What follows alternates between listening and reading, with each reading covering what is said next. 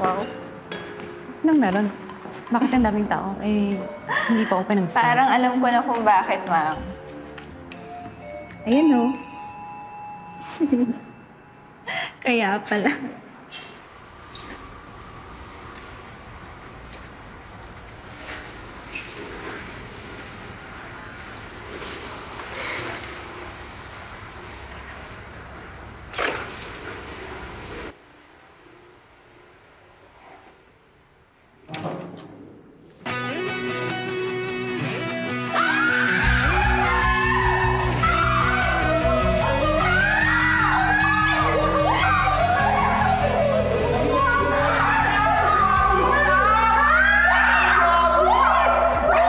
Malang ho kayo.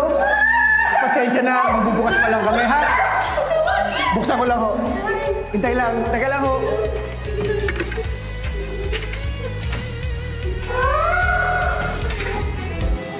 Ma'am, sir, yung order niyo po. Salamat din ho. Thank you. Pogi mo talaga? Naku, gutom lang yan. Ma'am, yung order niyo po. Thank you po. Salamat. Salamat ho. Pwede mo mag-picture? Sige ho. Oh, okay. Oh, ano, ma'am? Mukhang na-impress ka na kay Randolph, ha? Ha? Okay lang. Well, natutuwa lang din naman ako na dahil sa kanya bumalik ulit ng customers ng ice cream tea. Hindi ka napupugian sa kanya? Hindi, no?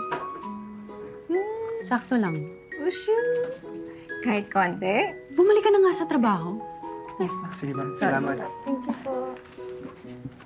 Ma'am Queenie, ito yung bill ng table number 5. Okay, sige.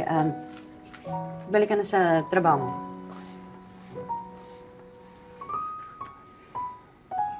Ma'am Queenie, pwede ba kitang ayahin lumabas? Ha? Bakit? Wala lang. Para relax ka din.